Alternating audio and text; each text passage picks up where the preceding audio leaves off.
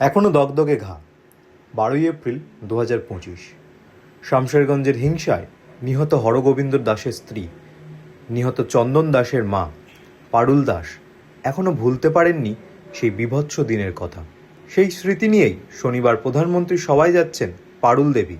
কি চাইবেন প্রধানমন্ত্রীর কাছে, জানালেন পারুল দেবী। সামনেই ভোট আসছে এবং আপনাকে দেখা গিয়েছে যে বিজেপি প্রার্থীর সঙ্গে প্রচারে, তো আপনাকে কি নিয়ে যাওয়া হয়েছিল সেখানে? হ্যাঁ, ওরা নিয়ে গেছে, আমি কি একাই যাই? ওরা সব নিয়ে গেল, আবার টুকটুকিতে করে আমার বাড়িতে থুয়ে গেল। তাতে কি বলেছিলেন সেখানে, কিছু কথা আমি কিছু বলিনি, আমাকে নিয়ে গেছে, আমাকে মঞ্চে বসালছে, ওরাই সব বললে কথা, আমি কিছু বলিনি। কদিন পর প্রধানমন্ত্রীও আসবেন জঙ্গিপুরে, সুযোগ হলে কি দেখা করতে যাবেন আপনি?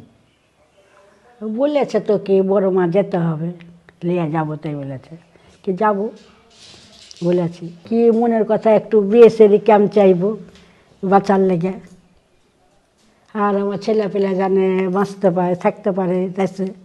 এই এত বড় বাড়ি ঘর ছেড়ে কোঠে যাবে, কোঠে যেই বা শান্তি পাবে, এটাই দাবি।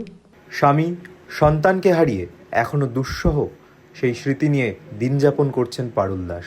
বিধানসভা নির্বাচনের আগে তাকে দেখা গিয়েছে বিজেপির একটি কর্মসূচিতেও। এবার যাবেন প্রধানমন্ত্রীর সভায়। প্রধানমন্ত্রীর কাছে পৌঁছবে কি স্বজন হারানোর এই যন্ত্রণা?